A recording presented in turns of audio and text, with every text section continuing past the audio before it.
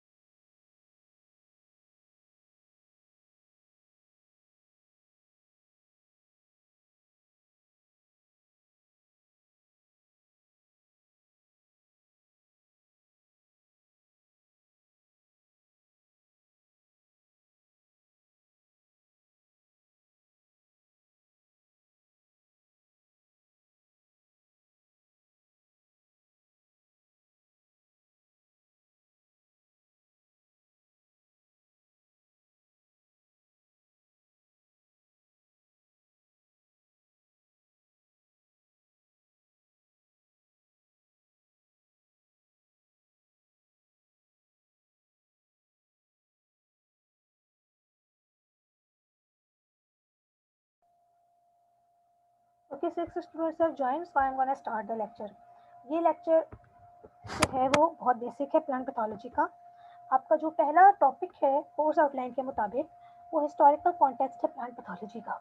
इसमें बहुत ज़्यादा आपको मेहनत नहीं करनी पड़ेगी टू अंडरस्टैंड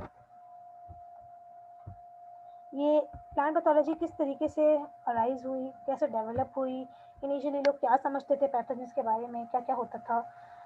ठीक है, इस बारे में. Plant pathology is the study of the organisms of the environmental factors that cause disease in plants and the methods to prevent them or control diseases to reduce the damage. ये है plant pathology. ठीक है. Plant pathology में हम पढ़ते हैं diseases के बारे में और उनके कंट्रोल मेजर्स के बारे में और जो पैथोजेंस डिजीजेस कॉज कर रहे हैं उनके बारे में. सही है. हिस्ट्री क्या है? हिस्ट्री ये है कि plant disease were also mention in even in the oldest books available, जैसे कि ओल्ड टेस्टामेंट यानी कि जो बाइबल्स हैं. ठीक है, different Bibles, what ever the version of the Bible is, you will find the concept of diseases. और वहाँ पे इन डिजीजेस को जो है वो ज़्यादातर जो है वो कहर के तौर पे मेंशन किया गया है. ठीक है. Even the Homer mention the properties, therapeutic properties of many other fungus and many other viruses and bacteria that were not known as truly viruses or bacteria. लेकिन ऐसी चीज़ें जो कि वायरस और बैक्टीरिया को हम आज डेजिग्नेट करते हैं उस वक्त नहीं पता था, तो उनके जो है वो थेरेपेटिक प्रॉपर्टीज बयान की Homer. Theophrastus in 300 BC before Christ included a chapter in his book Reasons of Vegetable Growth about the influence of diseases on plants. यानी इतनी पुरानी ये बुक है, उसके उस जमाने में भी जो है वो उन्होंने जो है वो डिजीजेस का जिक्र किया है प्लांट्स के ऊपर. लेकिन उन्होंने ये बिलीव किया कि plant diseases are actually the wrath of God, ये अल्लाह का कहर है, अजाब है और गॉड नाराज हो गए हैं. इसी वजह से जो है वो जो एक्चुअली रोमन ग्रीक मैथोलॉजीज हैं जिनसे ये चीज़ें रिलेट कर रही हैं। हम जो भी लिखते हैं, पढ़ते हैं, हमारी कल्चर का, हमारे मैथ्स का और हमारे मजहबी अकायद का उसके ऊपर बहुत गहरा असर होता है, even in the science also. ठीक है, आज भी कि मैं आपको ऐसी जनरली बता रही हूँ कि आज भी even in the college side और जो कुछ सर्टन लेक्चर्स हैं, कुछ प्रोफेसर हैं बिलीव करते हैं कि भाई एवोल्यूशन नहीं होता है, तो एवोल्यूशन हुआ ही नहीं है। इसके ऊपर मजहबी हलकों में कितनी बहस होती है। तो ये कहने का मकसद ये कि हमारे मजहबी अकायद का जो है बड़ा गहरा असर होता है, क्या है हम साइंस पढ़ रहे हैं या हम साइंस से मुतालिक कुछ लिख रहे हैं उसके ऊपर। So Albertus Magnus in around 1200 AD proposed that Mistilato is a parasite and it can be controlled by pruning of the infected parts. ये आहिस्ता आहिस्ता ये बताया जा रहा है यहाँ पे कि आहिस्ता आहिस्ता जो है वो प्लांट पैथोलॉजी डेवलप होना शुरू हुई। लोगों ने कुछ चीज़ें नोटिस की, उनके बारे में बोला और लिखा और फिर उनको कंट्रोल करने के कुछ तरीके भी बताए जो उस वक्त उनको समझ आए अपने दौर के हिसाब से। फिर इन मिड 1600 16वीं सदी में a group of French farmers noted that wheat rust is more severe nearby barberry bushes than away. The thought rust is produced by barberry plants. इसका आपका बैकग्राउंड आपको बताना पड़ेगा कि जो बारबेरी प्लांट है और जो आपके जो वीट है, ये जो रस्ट का जो इन्फेक्शन कॉज होता है, एक्चुअली इसकी लाइफ साइकिल जो है वो 2 होस्ट पे मबनी होती है। आधी लाइफ साइकिल बारबेरी बुशेस के ऊपर कंप्लीट होती है और आधी वीट प्लांट्स के ऊपर। तो इसीलिए अगर सराउंडिंग में बारबेरी बुशेस होंगी तो ऑब्वियसली साइकिल कंप्लीट होने में रस्ट को बड़ी आसानी होगी। सही है, तो फंगस बड़ी आसानी से फैलता है। तो इवन उस जमाने में भी उन्होंने ये चीज़ नोटिस कर ली कि भाई अगर बारबेरी बुशेस होती है तो फंगस होता है। तो उन्होंने कहा, उन्होंने ये समझा, इवन तो उन्हें लाइफ साइकिल नहीं पता थी, लेकिन उन्होंने अपनी अंडरस्टैंडिंग के मुताबिक ये समझा कि इन बारबेरी प्लांट्स को अगर हम हटा देंगे तो इन्फेक्शन कंट्रोल हो जाएगा। तो शायद क्योंकि इन्फेक्शन इनसे ही आता है। फर्दर 17वीं सदी के अंदर कुछ Italian botanist Pier Antonio Micheli describe many new genera of fungi. फिर उस ज़माने तक जो है वो फंगस की डेवलपमेंट, फंगस क्या है उन्हें समझना लोग शुरू हो गए थे। They propose the fungi arise from their own spore rather than spontaneously. क्योंकि इससे पहले ये कॉन्सेप्ट था कि अच्छा खुद ही जो है वो कोई चीज़ बन जाती है, लेकिन उन्होंने ये बात समझाई कि नहीं, स्पोर के थ्रू जर्मिनेट होती है। Can anyone explain me what is fungi? verbally or in the chat box I need to know. Kindly don't copy paste from anywhere. जो आपको अभी तक पता है वो बताइए, फिर मैं आपको पर्टिकुलर डेफिनेशन समझाऊंगी और डिफरेंस बताऊंगी बाकी किंगडम्स का एक दूसरे से, वायरस बैक्टीरिया फंजाई जिससे अलग क्यों है, कैसे हैं। ठीक है, हिस्ट्री पढ़ने के साथ साथ अभी हम बेसिक्स पे भी एम्फेसिस करेंगे। तो बताइए मुझे, व्हाट इज फंजाई? आप क्या समझते हैं फंजाई क्या है?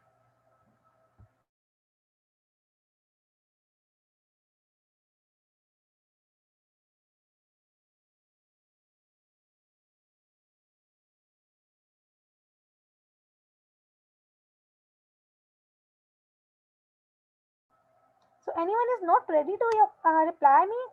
Are you people even listening? Okay, I'm gonna call names now. Miss eukaryotic होता है फंजाई। ठीक है, जिसको जो समझ आ रहा है वो बोले, ताकि मुझे पता चले कि आप लोग को कितना रिवाइज है अपना इंटरमीडिएट का कोर्स। अगर आप बायोलॉजी से आए हैं तो, अगर आप मेडिकल से आए हैं तो, और जो नहीं आया उसको तो माफ़ी है। ठीक है, फिर मैं आपको बताऊंगी। ये कोई टेस्ट नहीं हो रहा है, बस I just need to know the knowledge you bear right now. Fungi multi cellular होते हैं। मल्टीसेलुलर होते हैं, सही है। यूकैरियोटिक होते हैं, ये बात भी ठीक है। आगे और कोई बोले?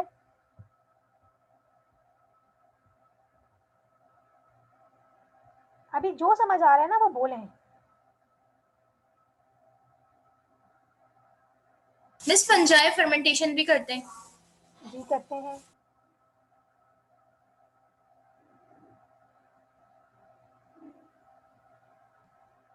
जैसे इनकी बॉडी हाइफी होती है। हाँ जी, बॉडी हाइफी होती है। चलें जी, आप लोगों ने बहुत दिमाग पे जोर डाल दिया।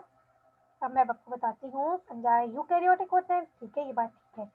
इसीलिए फंजाई फंजाई हैं क्योंकि वो यूकैरियोटिक हैं, वो बैक्टीरिया नहीं है। ठीक है, बैक्टीरिया जो है वो प्रोकैरियोट होते हैं। मैं सिर्फ फंजाई नहीं एक्सप्लेन कर रही हूँ अभी। आप now listen very carefully and you can take notes. आप मैं बोल रही हूँ लिख सकते हैं।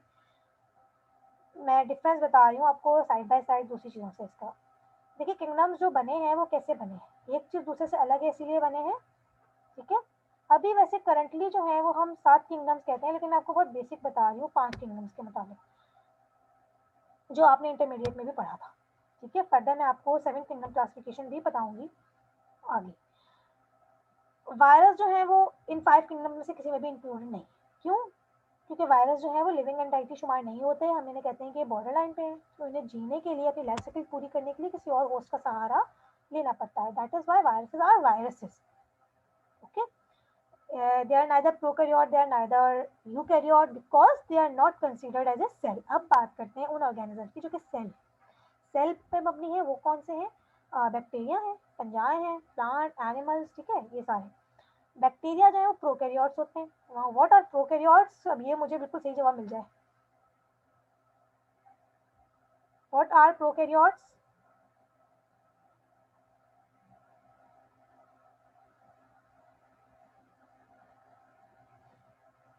कोई तो बोले। मिस इसका फॉल्स। nucleus, miss में true nucleus। हाँ ट्रू न्यूक्लियस, और ट्रू न्यूक्लियस नहीं होता, हाँ और जिसको न्यूक्लियर मेम्ब्रेन कंप्लीट नहीं होती।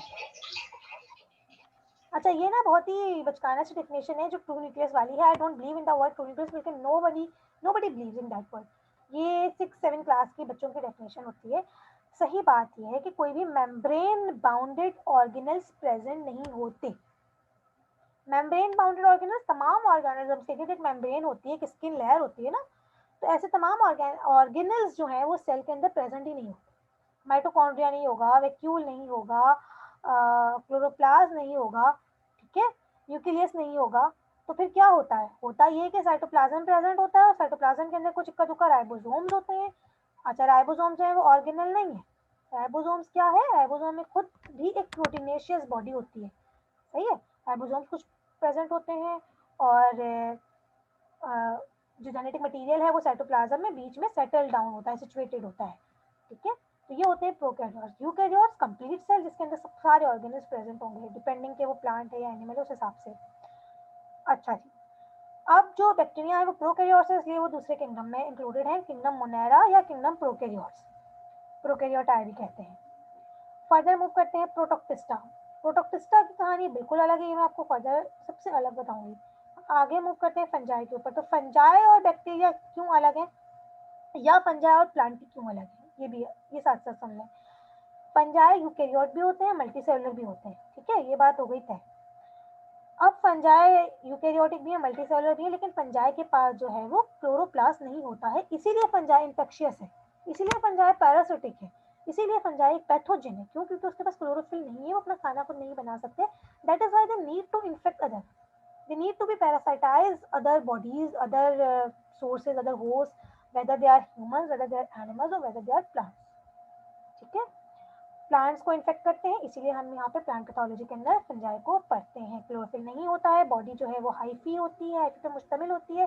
हाइफी मिलजुल के माइसीलिया कहलाते हैं, जब एक बहुत सारे हाइफी का मजमूआ माइसीलिया कहलाता है। माइसीलिया अगर बहुत ज़्यादा ही डेंस हो जाए तो फिर वो विजिबल हो जाता है। सिंगल हाइफी जो है वो नेकेड आई से विजिबल नहीं होता, माइक्रोस्कोप में विजिबल होता है, ठीक है। और कोई बॉडी को आप जो है वो पर्टिकुलरली बॉडी पार्ट्स में डिवाइड नहीं कर सकते, ठीक है, जैसे कि आप प्लांट को करते हैं लीफ, स्टेम, रूट, शूट, ठीक है। इस तरीके से फंजाई के बॉडी पार्ट्स को आप डिवाइड नहीं कर सकते, इसीलिए इस तरीके की बॉडीज को जिन्हें आप पार्ट्स में डिवाइड नहीं कर सकते इन्हें हम थैलस भी कहते हैं, THALLUS, ठीक है।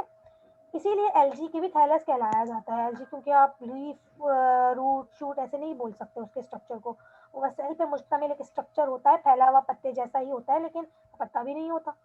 ऐसे बॉडीज को जिन्हें आप डिफरेंशिएट नहीं कर सके उनके अदर बॉडी पार्ट्स में यू से देम थैलस और थैलाई। ओके, अभी तक जो बोल रही हूँ समझ आ रहा है? Yes miss. ठीक है, नेक्स्ट कंटिन्यू। क्या बता रही थी मैं? हाँ जी, यूकैरियोटिक होते हैं, मल्टी सेलुलर होते हैं और थैलस होती है इनकी बॉडी। फिर दूसरी चीज़ ये कि इनकी जो सेल वॉल है उसके अंदर एक बहुत स्पेशल प्रोटीन प्रेजेंट होती है, जिसे हम कहते हैं पॉलीमर होता है, जिसे हम कहते हैं chitin, CHITIN, chitin, okay. Chitin present होता है, ये जो है प्रोटोक्टिस्टा के मेंबर्स में नहीं होता, ये प्लांट में भी नहीं होता और ये एनिमल सेल्स में भी नहीं होता। अच्छा, अब एनिमल और प्लांट सेल का डिफरेंस तो वैसे ही बड़ा क्लियर है कि एनिमल्स के अंदर क्लोरोफिल नहीं होता, प्लांट के अंदर क्लोरोफिल होता है। ठीक है, बॉडी शेप बड़ी अलग होती है। मल्टीसेलुलर यूकैरियोटिक, ये पॉइंट क्लियर है, ठीक है। और मोड ऑफ न्यूट्रिशन, चूंकि क्लोरोफिल नहीं है तो फिर mode of nutrition already separate हो जाता है कि जो प्लांट्स हैं वो ऑटोट्रॉफिक हैं और जो एनिमल्स हैं वो हेटरोट्रॉफिक हैं। Same is with the case with the fungi, कि फंजाई भी हेटरोट्रॉफिक है, क्यों? क्योंकि उनके पास क्लोरोफिल नहीं है और इसीलिए वो पैरासिटिक है। सही। अब प्रोटोक्टिस्टा जो है वो एक ऐसा किंगडम है जिसके अंदर वो तमाम ऑर्गेनिज्म जो कहीं मैच नहीं कर पा रहे हो, जिनके कैरेक्टर्स बहुत डिफरेंट डिफरेंट हो, वो तमाम प्रोटोक्टिस्टा में प्लेस है।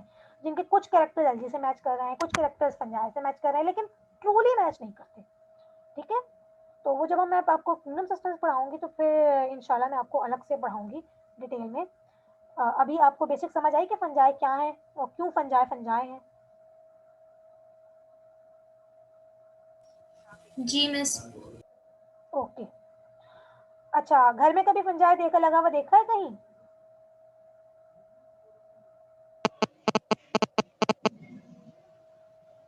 Yes miss. कहाँ देखा है लगा हुआ?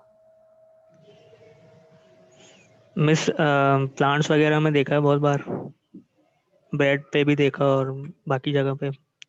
जी हाँ, प्लांट्स पे तो अगर आपने देखा है तो बड़ी बात है कि आपने उसे नोटिस डाउन कर लिया, ठीक है। और सबसे कॉमनली आप देख सकते हैं फ्रूट्स के ऊपर और ब्रेड्स वगैरह के ऊपर, लेकिन इतनी ज़्यादा अगर आप बासी ब्रेड रखते हैं घर में या नहीं रखते तो रख के देख लें। इस मतलब तीन डब्बे पैक वाले कर, के पास, नहीं नहीं मिस, 3 डब्बे वाले के पास जो होते हैं, तो राइट राइट इसलिए। Right right, exactly. इसीलिए मैं कह रही थी कि अगर नहीं रखते हैं ऑब्वियसली हम डिस्कार्ड कर देते हैं, लेकिन आप रख के देखें कि हम जो है वो उसको रोटियों को रख के शॉपर में छोड़ दें कहीं किसी कोने में घर के।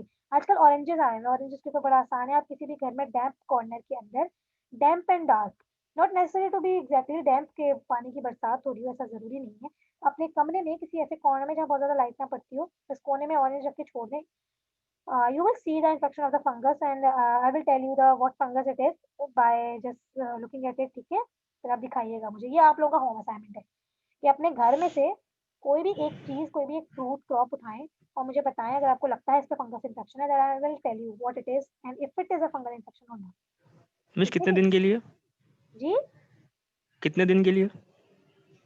At least 5 days and it could take more than 7 days, 7 to 10 days, ठीक है। Okay miss. एटलीस्ट 5 डेज तो लगते हैं इन्फेक्शन आने में। और ऑब्वियसली घर में चूंकि आप कल्चर तो प्रोवाइड नहीं कर रहे हैं, खुद से नहीं दे रहे, अगर वो बहुत हेल्दी फ्रूट है तो फिर उसे आने में ज़्यादा टाइम भी लग सकता है इन्फेक्शन को। और हो सकता है नहीं आए अगर आपके घर में इतनी ज़्यादा कंटेमिनेशन नहीं है, लेकिन नॉर्मली होती ही है, सब जगह ये स्पोर्स पाए जाते हैं, सही है। ओके और मिस। अगर आपको हो सकता है आप सब्जी वाले से कुछ लेकर आते हैं और आपको उस पर अगर लगा हुआ दिखता है, जरूरी नहीं है कि आप उससे ही इन्फेक्शन क्रिएट करें और फिर एक्सपेरिमेंट करके दिखाएं। I just need to know कि आप डिटेक्ट कर पाते हैं या नहीं, ठीक है मिस। ठीक है। अच्छा, अब हम हिस्ट्री की तरफ मूव करते हैं। फिर in 1735 French man Tillet showed that he could increase the number of wheat plants developing around smut by dusting infected wheat kernels। यानी उन्होंने एक एक्सपेरिमेंट किया और इसको प्रूव किया कि भाई अगर इन्फेक्शन जो है एक्चुअली एक चीज से दूसरी चीज में फैलता है। इन्होंने इसको ये प्रूव किया। कैसे प्रूव किया? इन्फेक्शन इन्फेक्टेड प्लांट को लेके उसको डस्ट किया, यानी झाड़े उसके स्पोर झाड़े नॉन इन्फेक्टेड के ऊपर, तो फिर उससे जो है वो इन्फेक्शन बढ़ा, ठीक है। And by dusting infected wheat kernels and could reduce the number of smutted wheat plants by treating the smut treated kernels copper sulfate। Copper sulphate से अगर हम स्मट ट्रीटेड कर्नल्स को ट्रीट करें, ठीक है, ये स्मट वाला है जिसके अंदर स्मट का इन्फेक्शन हुआ है व्हीट कर्नल्स के अंदर, ठीक है। और ये एल्गी ग्रेन में, सही है। तो इस तरीके से हम ये कंट्रोल भी कर सकते हैं। ये फ्रेंचमैन ने एक एक्सपेरिमेंट किया और फिर बताया, प्रूव किया अपने काम को। फिर 18वीं सदी के अंदर प्रीवॉस ने ऑब्जर्व किए स्मट स्पोर्स। ये स्मट के स्पोर्स हैं, ये फंगस है उसके स्पोर्स हैं माइक्रोस्कोप में, ठीक है। इन्होंने भी यही बताया कि अगर हम कॉपर सल्फेट से इसको ट्रीट कर दें तो ये जर्मिनेशन फिर इनकी नहीं होती है। He concluded rightly that it was the smut spores. इन्होंने बिल्कुल सही कंक्लूजन पेश किया कि असल में जो जो इन्फेक्शन है वो हो किस तरह है, वो स्पोर्स से हो रहा है जो कि ऐसे दिखते हैं, ठीक है। His opinion but however rejected by French Academy of Science at that time, क्योंकि उस वक्त शायद उन्हें इतने ज्यादा सही प्रूफ नहीं मिले, सही है। Now in 1861 Anton de Berry proved that potato late blight was caused by fungus। उन्होंने प्रूव किया कि अच्छा पोटैटो लेट ब्लाइट जो डिजीज हम बरसों से ऑब्जर्व करते आ रहे हैं, ये होती किससे? उन्होंने कहा कि फाइटोप्थोरा इंफेस्टेंस नामी फंगस से होती है। He also showed that the fungus survived the winter in partially infected tubers in the field or in the storage. Actually अब हम जब ये भी बातें पढ़ते हैं तो हमें लगता है तो बहुत आम सी बात है। अच्छा, अभी फंगस ने ऐसे विंटर गुजार ली, पार्शियली इन्फेक्टेड था, फील्ड में था, स्टोरेज में था, गुजार लिया, अच्छा ठीक है। लेकिन जब भी कोई काम पहली बार होता है तो उसमें बहुत ज़्यादा ऑब्जर्वेशन इन्वॉल्व होती है, बहुत ज़्यादा थॉट प्रोसेस इन्वॉल्व होता है, तो इसीलिए हिस्ट्री में इसको पढ़ना ज़रूरी है, ठीक है? तो उसके बाद इन्होंने ये बताया कि जब हम इन्हीं को अगर हम लगाएं, इन्हीं ट्यूबर्स, इन्फेक्टेड ट्यूबर्स को दोबारा फील्ड में प्लांट करें तो फिर नया प्लांट जो निकलेगा वो भी इन्फेक्टेड ही होगा, ठीक है? फिर Anton de Bary, the father of plant pathology, ठीक है? अच्छा, इन्हें फादर ऑफ प्लांट पैथोलॉजी कहा जाता है। He was the first to determine and prove conclusively that Phytophthora infestans caused the Irish potato famine in 1861. ठीक है, ये जो आयरिश पोटैटो फेमिन हुआ था, हिस्ट्री का एक बहुत बड़ा इवेंट है ये, जिसके अंदर आयरलैंड की पॉपुलेशन जो है वो खतरनाक हद तक खत्म हो गई थी, लोगों ने हिजरत कर ली थी, बहुत बुरा था वो दौर। तो उन्होंने कंक्लूड किया कि अच्छा जो डिजीज थी वो ये थी और इस वजह से हुई थी। At the same time period, Louis Pasteur provided evidence that microorganisms arise only from pre-existing microorganism। ये बहुत ही मशहूर एक्सपेरिमेंट है लुई पास्चर का, जिसमें वो ये प्रूव करते हैं कि जो है वो क्योंकि इससे पहले ये समझा जाता था कि जो है वो माइक्रोऑर्गेनिज्म खुद ब खुद ही बन जाते हैं, बस पानी में क्रिएट हो जाते हैं, कि कोई प्रूवन थ्योरीज नहीं थी, माइक्रोस्कोप बहुत अच्छी डेवलप नहीं थी, तो पता नहीं था। लेकिन फिर उन्होंने प्रूव किया कि नहीं, प्री एग्जिस्टिंग ऑर्गेनिजम्स होते हैं, कोई ना कोई स्पोर होता है, कोई एक सेल प्रेजेंट होता है, उससे ही फिर नए जो है वो इन्फेक्शन कॉज होता है और पॉपुलेशन इंक्रीज होती है, किसी भी एक सेल से दूसरे सेल बनता है। इनकी थ्योरी को जर्म थ्योरी कहा जाता है। You can Google it in the detail. ये बहुत बड़ी एक डेवलपमेंट थी साइंस में। 1887 में Robert cruise set out 4 criteria that must be satisfied before a microorganism can be considered as a disease causing agent, ठीक है, या as a cause of disease। इन्हें हम cautious postulate कहते हैं। इन्होंने कहा कि organism must be present in the symptoms के अंदर ऑर्गेनिज्म का दिखना जरूरी है। अच्छा, ये बात जान लीजिए कि नॉट नेसेसरी कि ये तमाम पोस्टुलेट जो है वो आज के दौर में भी वैलिड हो, सही है, लेकिन उस दौर में ये वैलिड थे। और उन्होंने एक जैसे एक बात पेश की जो उस वक्त तक से पहले किसी ने नहीं कही थी। तो प्लांट पैथोलॉजी ऐसे द पैसेज ऑफ टाइम लोगों की मेहनत से डेवलप हुई है। The organism must be isolated and grown in pure culture, ठीक है? ऑर्गेनिज्म को हम आइसोलेट कर सकें, यानी जहाँ इन्फेक्शन है वहां से निकाल सकें और फिर हम कल्चर में उसे ग्रो भी कर सकें। Can you tell me what is a culture और what is a media? Any idea? अगर स्लाइट आइडिया है तो वो भी बताएं, नहीं है तो फिर मैं आपको समझाऊं।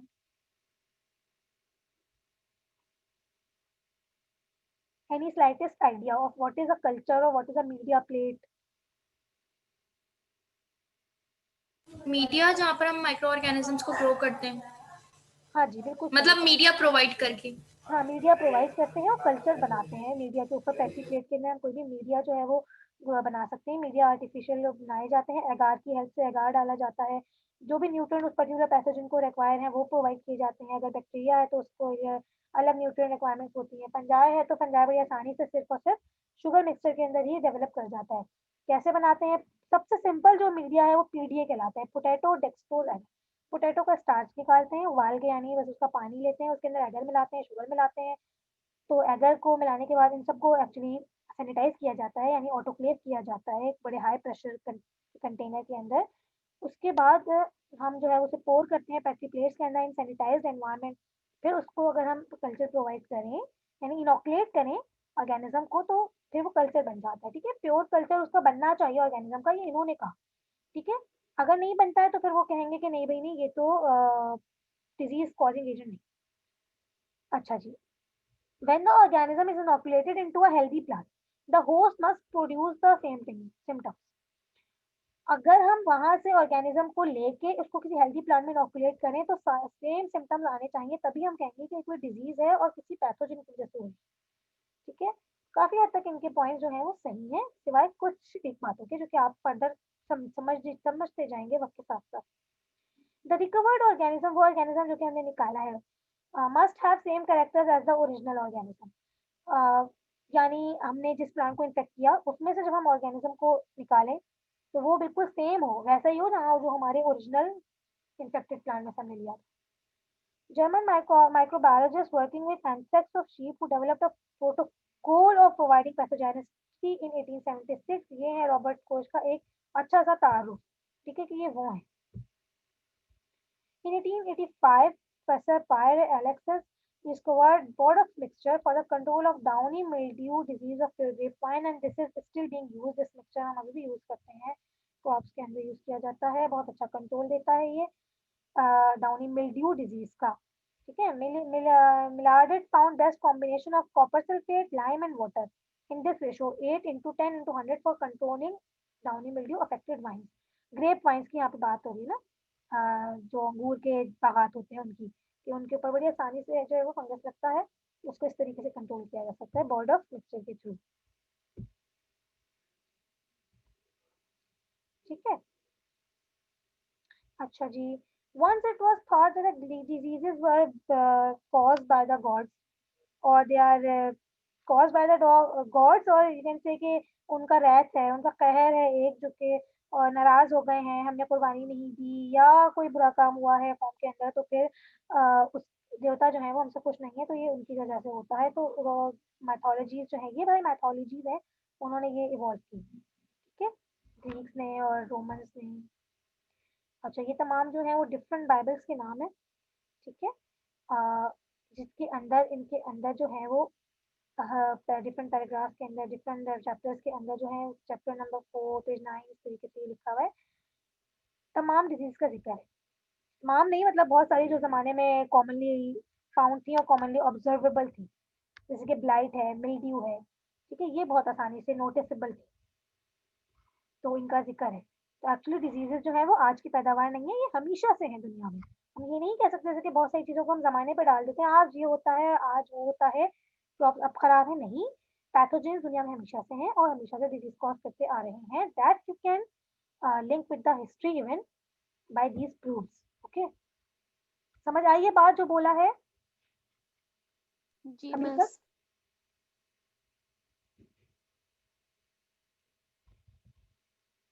Students, I need reply if you are getting it.